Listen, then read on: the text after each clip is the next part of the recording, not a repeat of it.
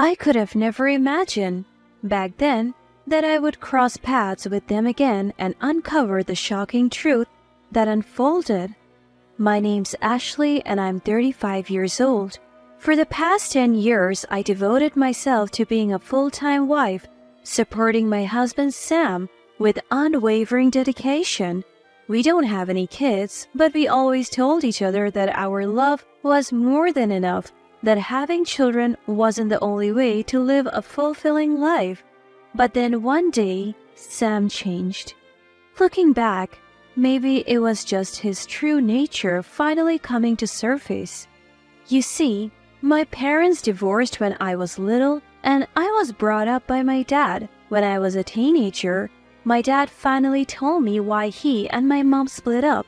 He said it was due to incompatible personalities. Back then, I thought it was such a trivial reason to end a marriage. After all, everyone has their differences, right? But as I grew older, I painfully realized that differences in personalities, differences in core values, could indeed lead to a divorce. I had to face this harsh reality when my father was tragically killed in a car accident last year. My father, who used to run a construction company, was a craftsman at heart. Even at the age of 70, right before he passed away, he was still actively working, and his experience and skills were highly regarded by his clients. His business thrived, even during economic downturns. He was also endorsed by the church community as a master carpenter. His unique techniques of building church using timber fitted together without nails was among his area of expertise. My father, with his dexterous hands, would always cook for me after work. Even now, I'm grateful for all the love and nutrition he provided me. What's important is not what you get in return from others, but how much joy you can give to them. He often told me. I try to live up to these words by devoting myself to my husband Sam. However, after my father suddenly left this world, Sam seemed to change drastically, as if revealing a hidden side of him. Our conversations never ceased, but they often turned to the topic of my father's inheritance. With your dad's inheritance, we can build our own house, right? We can finally move out of this old apartment and into our dream home. I never mentioned to Sam about using my father's inheritance to build a house. I had planned to save it for our retirement. Moreover, I just couldn't use the money my father had worked so hard for to raise me as a single parent. My father was a serious man who never gambled or squandered his money on frivolous activities. Because of this, he left behind a significant amount of wealth. Up until now, I had always been open with Sam about everything. However, seeing the glint in his eye as he eyed my father's inheritance, I found myself lying about the exact amount. We can't afford to buy a house. My father must have spent a lot on drinks and pachinko because he was lonely. There is much less left than you think, Sam. But there's still enough to build a house, right? No, there's not. We might be able to buy a rundown second-hand house, though.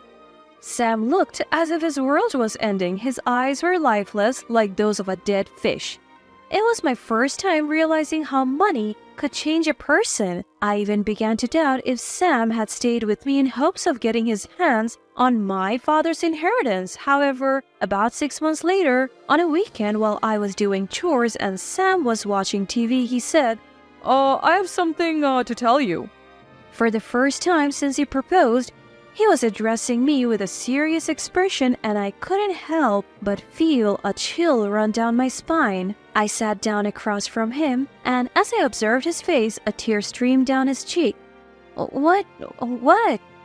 I've made you feel bad by acting like I was only interested in your dad's money, haven't I? We don't have children, so we should have plenty of time to enjoy together, but I haven't put any effort into it. Thank you for always being with me without any complaints, even though I leave all the housework to you and we rarely go out on my days off. Upon hearing these words, I felt a mixture of joy and regret for ever doubting him. Tears of joy mixed with tears of regret and fell heavily from my eyes. The look in Sam's eyes as he gently hugged me was the same as when I fell in love with him. As I felt his warmth radiate through my body, I truly felt glad that I married him. From that day forward, no matter how tired he was after work, Sam would always help me with my chores. On his days off, he would even try cooking dishes that he had never cooked before. He didn't get upset even when I was strict with him. Seeing him overcome each challenge made my heart flutter. I felt proud that I had chosen him as my husband, and we lived each day as if we were newlyweds again.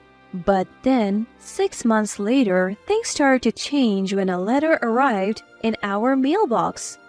Here, this letter was in the mailbox today. It's for you, Sam. Sam opened the envelope carefully with a pair of scissors. Wow, it's been 20 years since I graduated from high school. I've been invited several times, but I never went.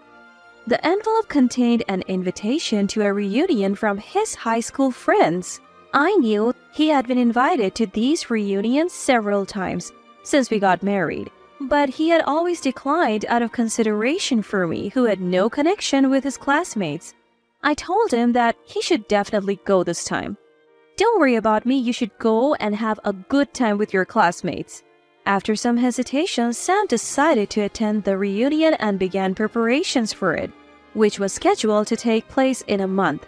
Sam, who rarely went out with anyone other than me, didn't have any stylish clothes and his hairstyle was a mess. He told me that because he could be completely open with me, he didn't feel the need to dress up. Well, I have always been a bit clueless about fashion, and I believe that it's what's inside a person that matters, not the outside. However, since the invitation to their reunion arrived, our dates turned into a tour of men's clothing stores, and I found myself tagging along every week. I realized that his sudden interest in fashion was because of the reunion, but ever since that letter arrived, Sam would often come home late from work. He usually arrived home by 7 p.m., but it became common for him to come home past 9 p.m. He insisted it was due to overtime, and I couldn't verify if his words were true. Sam was the one managing our financial statements, and I hadn't seen them before. I also didn't want to call his company as it felt like I was doubting him. 3 days later, with 2 weeks left until the reunion, Sam returned from work and sat me down in the living room chair to share some news. My sister, Michelle, she's just broken up with her boyfriend she was living with. And now she's staying at a friend's house. But the friend's husband is coming back from a business trip next month. And she'll have no place to live. I have to do something for my sweet little sister. I completely understood Sam's concern for his sister. I have a younger brother who's currently working overseas. Even after I got married, I worried about him and often contacted him. He's a dependable guy, just like our father, but he's too nice and easily deceived. I felt like it was my mission to protect him, so I wanted to help Sam's sister, but since the wedding, I hadn't seen or contacted her. I felt reluctant to use my father's inheritance for someone I barely knew, so I kept quiet. Ashley, did your father love helping people, yet why won't you help my sister? My premonition was right. Sam wanted to help his sister using my father's inheritance. He desperately asked me to give a part of my father's inheritance to Michelle, but I was firm in my decision. I told you before, I have no intention of using my father's inheritance. I decided to save it for a time when we might really need it. Then Sam muttered, "Huh," and locked himself in his room. Since then, he started avoiding me. We would have meals together, but he never initiated conversation, and no matter how cheerfully I tried to talk, a cold atmosphere remained. 2 days later, I was looking at cakes in a pastry shop trying to improve Sam's mood. It was then that I felt an odd gaze and turned around. There stood my ex-boyfriend, the one I dated when I was in middle school. Is it you, Ashley? Even after 20 years, we immediately recognized each other, which made me burst out laughing. We had lost touch since high school, and I had no idea what he had been up to, but it was quite something to meet him here. He had recently returned to our hometown and was appreciating its charm. After buying our cakes, we decided to catch up at a cafe. Ashley, you haven't changed a bit. There is no way. It's been 20 years and you haven't changed either. This exchange felt out of the ordinary and I found it exhilarating. We talked and laughed for a while, but when the conversation turned to love stories, his expression suddenly darkened and I didn't know how to respond. I recently broke up with my girlfriend and all I do is regret it. Why did you break up? I couldn't provide her the emotional support that she needed. For a moment, the word cheating crossed my mind, but what he said next was something even I could deeply understand. It seems his ex-girlfriend has always had a weak constitution and can't work long hours, so she has only ever worked part-time. Despite knowing this, they started dating. But as he became more and more successful in the marketing industry, she felt she couldn't keep up with him and chose to step back. I have achieved success in my work and can provide a luxurious life, so I told her she shouldn't blame herself even if she can't work much. But she never listened to me and cried all the time. Hearing this, I felt that he was at fault. You're just bragging about yourself and putting pressure on your ex-girlfriend. I'm sure she didn't want a luxurious life but felt lonely because you were too absorbed in your work. Apparently, because of his busy work schedule, he would only go home twice a week and he didn't even text her daily. Hearing this, I could painfully relate to his ex-girlfriend's position and couldn't help raising my voice. How did your ex-girlfriend put up with this? If I were her and this kind of neglect went on, I would have broken up with you. No matter how busy you are with work, you have been too neglectful. And you knew she couldn't work. Why didn't you care for her more? The truth is, something similar happened between me and my husband. Around our 3rd year of marriage, I was dealing with infertility treatments and ended up in a depressive state, both physically and mentally drained. Despite this, my husband, who claimed to be busy with work, never once asked me if I was okay. He apologized and improved after I expressed my hardship, but that painful memory still haunts me to this day. Seeing how desperate I was, my ex-boyfriend seemed to realize his mistake. He said he wanted to get back together with his ex, but lacked the courage to act on it.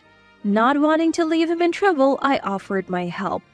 In return, he listened to my grievances about my husband and we spent our time together fruitfully.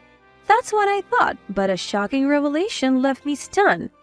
She has an older brother and his wife is really cold-hearted. Despite being a stay-at-home wife, she doesn't do any chores and squanders money on night outs. Apparently, he's considering divorce, but she won't sign the divorce papers. That's terrible. I can't believe he's still putting up with her. I think so too. That's why he's secretly planning to let loose at an upcoming reunion. A reunion? The word rang my bell. Comparing the details about his ex-girlfriend's brother and my husband, the shocking truth emerged. His recent ex-girlfriend was none other than my husband's sister, Michelle. We were both left speechless by this bizarre coincidence. We shared everything about our domestic situations, and he began to get angry on my behalf. Your husband is lying. He's using his sister to get to your father's wealth? We decided to tell my husband the following day. My husband finishes work at 5:30 p.m. Counting backwards from his usual arrival time of 9 p.m., he should leave his office around 8:20 p.m. We watched as he left his office 10 minutes past his regular time and headed towards an unfamiliar mountain. He stopped at a log house and we spotted a woman embracing him with open arms. My husband had been cheating on me in this hidden place? Realizing that it would be difficult for us to gather solid evidence, we decided to hire a professional private investigator. After that, we returned to the local area without assaulting the log house, devised a strategy in the car, and when we acted from the next day, another unforgivable truth emerged for me. Looking further into the log house, we discovered that my husband had bought it for $70,000 in cash, hiding the money from me. To add insult to injury, a woman with children was living there. To repay his debt, he was planning to use my ex-girlfriend, who is his sister? I'm glad you didn't give him the money, Ashley. If you had, it would undoubtedly have been spent on his mistress. You're right. I never thought he would hide such a large amount of money. It feels like he's mocking me. Maybe we should confront him together. My ex-boyfriend agreed with me and reached out to his ex-girlfriend. His ex-girlfriend, crying, asked why he had contacted her, but when we told her what we had found out, she immediately wanted to meet me. The next day, the three of us had our first meal together at a family restaurant, our eyes lighting up at the long-awaited reunion. I'm sorry, I haven't seen you since the wedding. My brother told me not to meet you because you hate me. Wait a minute. I never said I hated you. I even suggested to Sam that we should go on a trip together with you. The realization that it was Sam who had caused the rift between Michelle and me made me angry. From the beginning of our marriage, Sam was a liar, and I blamed myself for trusting him. The tears of regret spilled out uncontrollably. I suppose seeing me in this state must have brought back some emotions for the two of them. In the end, the three of us shed tears together as the quiet moments passed by. Speaking on behalf of my ex-boyfriend, I conveyed his feelings to his ex-girlfriend. She admitted, I have a strange kind of pride. I ended up envying my boyfriend who was more capable at work than I was, and as a result, I couldn't be honest and rely on him. It was a horrifying realization that a minor misunderstanding or assumption between a man and a woman could lead to a major tragedy. From then on, they swore to speak with consideration for each other and they got back together. Oh, I'm relieved. I was wondering what to do if it didn't work out, but I'm glad everything turned out fine. Despite the trouble my brother has caused, thank you for helping me. Now it's our turn to support you.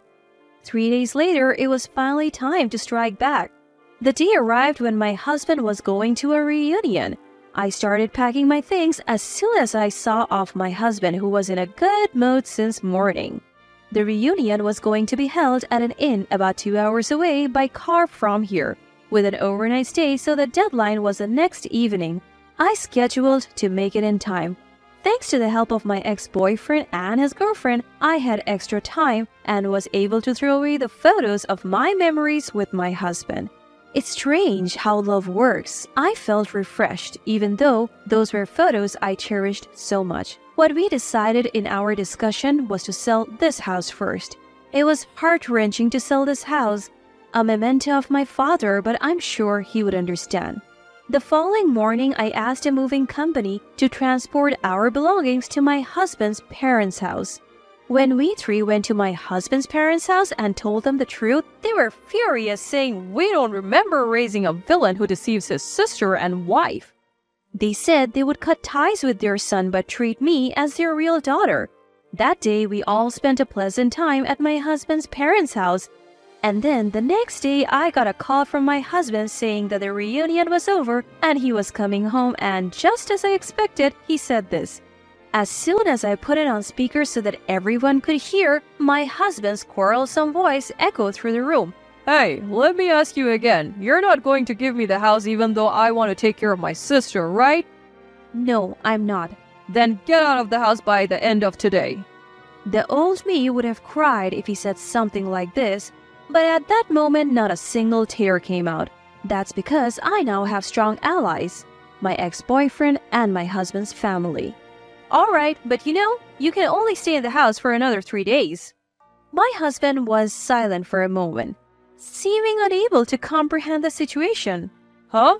Well, what do you mean? It's your father's house, right? Don't try to respect my father now. I'm going to buy souvenirs. Let's eat together. My husband suddenly started trying to please me, but it was too late. 3 hours later, he called again, panting and flustered. Hey, where did you go? There's only my stuff left. What's going on? Then the next moment, my husband's sister screamed at the phone. It's disgusting to try and turn Ashley's house into a love nest with your mistress. At his sister's sudden shout, my husband seemed confused and the room fell silent for a moment. 3 seconds later, my husband spoke in a voice that was almost screaming. It's Michelle, right? Well, why are you with Ashley? What's going on? I have nothing to say to a brother who betrays his wife without hesitation anyway. I'm coming home now, so wait. After saying this, Michelle ended the call and headed to our parents' house with the divorce papers I had signed. An hour later, she returned with the divorce papers signed by my husband, Sam. Thank you. This is the end. Our family home will be sold in 3 days, and I'm receiving alimony from Sam. I never thought my life would become this chaotic, but it's for the best. Since then, I have been staying at my ex-husband's family home, focusing on studying for the caregiving certification I have always wanted to pursue. My ex-husband sold the log house he owned and seems to be living quietly in a small apartment with a woman he had an affair with. I feel so refreshed now thinking if you're satisfied with such a man, go ahead and have him.